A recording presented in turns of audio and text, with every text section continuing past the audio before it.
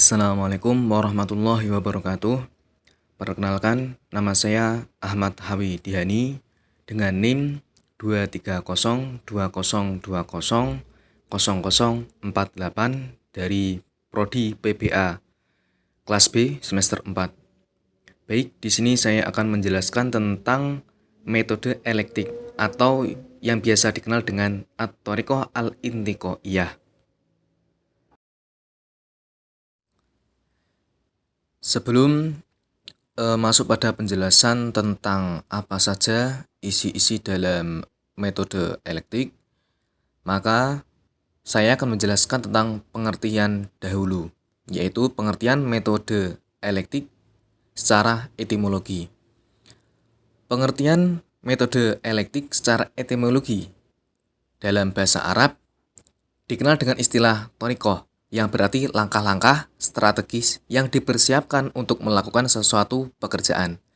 Bila dihubungkan dengan pendidikan, maka metode ini harus diwujudkan dalam proses pendidikan dalam rangka mengembangkan sikap mental dan kepribadian agar peserta didik menerima pelajaran dengan mudah, efektif, dan dapat direncana dengan baik.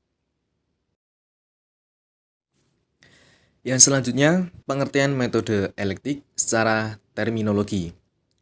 Pengertian metode elektik secara terminologi dipaparkan oleh beberapa ahli yang mendefinisikan metode elektik sebagai berikut. Yang pertama, Hasan Langgulung mendefinisikan bahwa metode adalah cara atau jalan yang harus dilalui untuk mencapai tujuan pendidikan.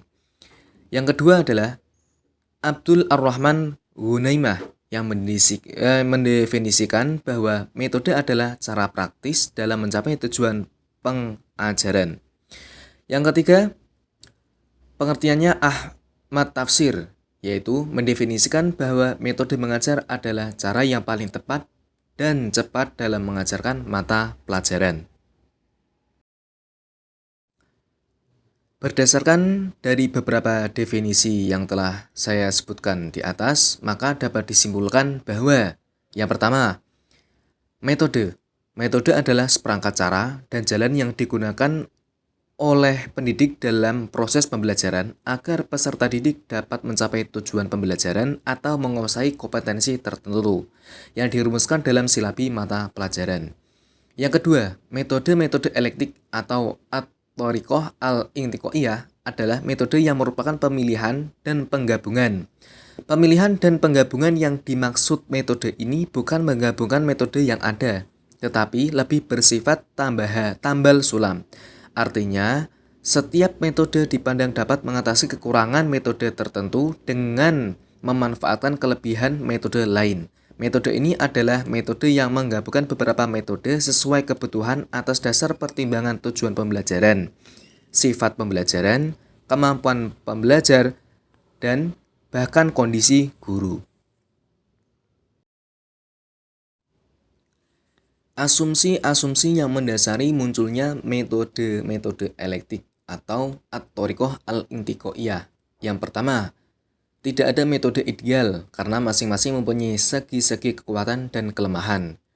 Yang kedua, setiap metode mempunyai kekuatan yang bisa dimanfaatkan untuk mengefektifkan pengajaran. Yang ketiga, lahirnya metode baru tidak dilihat sebagai penolakan kepada metode lama, melainkan sebagai penyempurnaan. Yang keempat, tidak ada suatu metode yang cocok untuk semua tujuan, semua guru, semua siswa, dan semua program pengajaran. Yang kelima, yang terpenting dalam pengajaran adalah memenuhi kebutuhan pelajar, bukan memenuhi suatu metode. Yang keenam, setiap guru memiliki kewenangan dan kebebasan untuk memilih metode yang sesuai dengan kebutuhan pelajar. Ciri-ciri metode-metode elektik atau At-Thoriqah Al-Intiqaiyah. Yang pertama, pengajaran bahasa harus bermakna dan nyata. Yang kedua, penerjemahan adalah kemampuan bahasa khusus dan tidak tepat untuk pelajar pemula. Yang ketiga, pengajaran bahasa harus diterapkan dengan menggunakan bahasa target. Yang keempat, dalam metode ini tidak menekankan pada hafalan. mimik, dan mempraktekkan struktur gramatika bahasa. Yang kelima, bahwa membaca keras itu sebenarnya bukan model atau inti dari pembelajaran qiraah, akan tetapi hanya sebagai pengenalan huruf dan menyambungkan antara huruf dan kata atau kalimat. Tujuan metode-metode elektik atau at-thariqah al-intiqaiyah.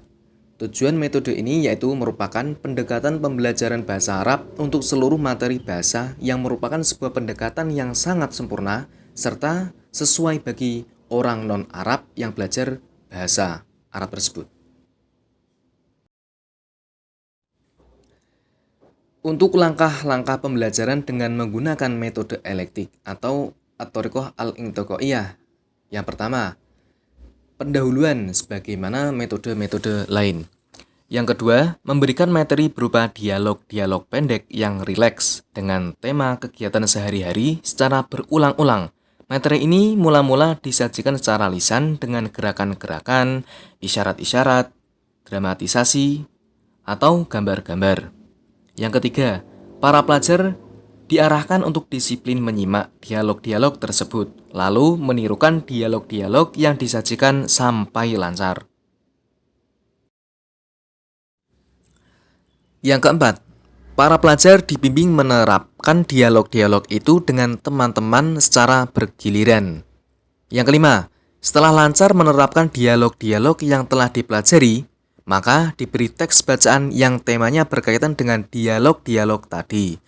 Selanjutnya, guru memberi contoh cara membaca yang baik dan benar, diikuti oleh para pelajar secara berulang-ulang.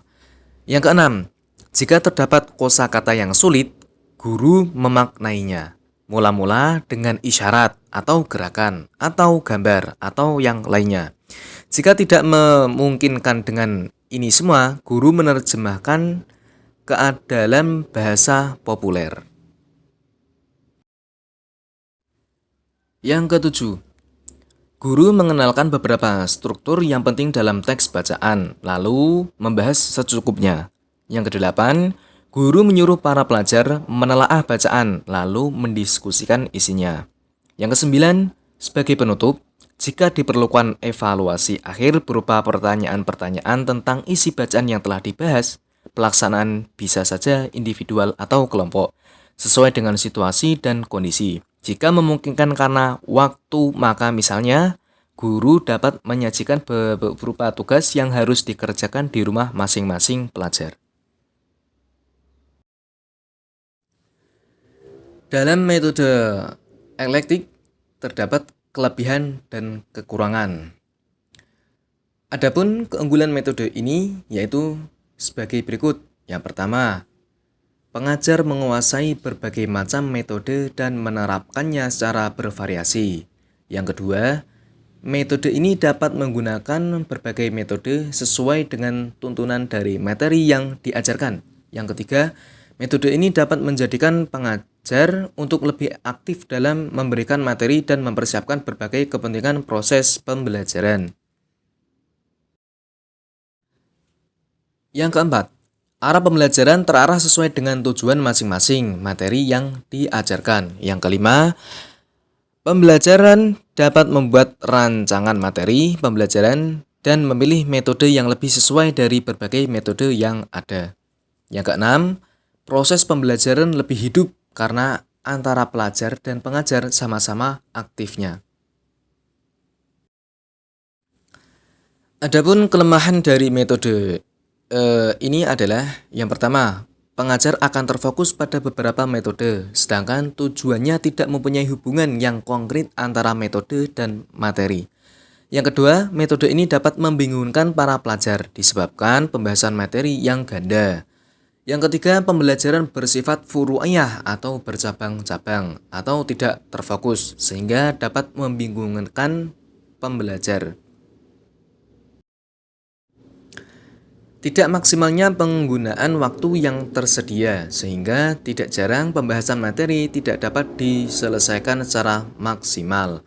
Yang kelima, inkonsistensi pembahasan materi dan metode akan dapat berdampak kepada kebencian dan kebosanan terhadap materi, dan bahkan pengajarnya. Kesimpulan, metode eklektik tidaklah berbeda dengan metode lainnya. Ia lahir dengan aspek kelebihan dan kelemahan.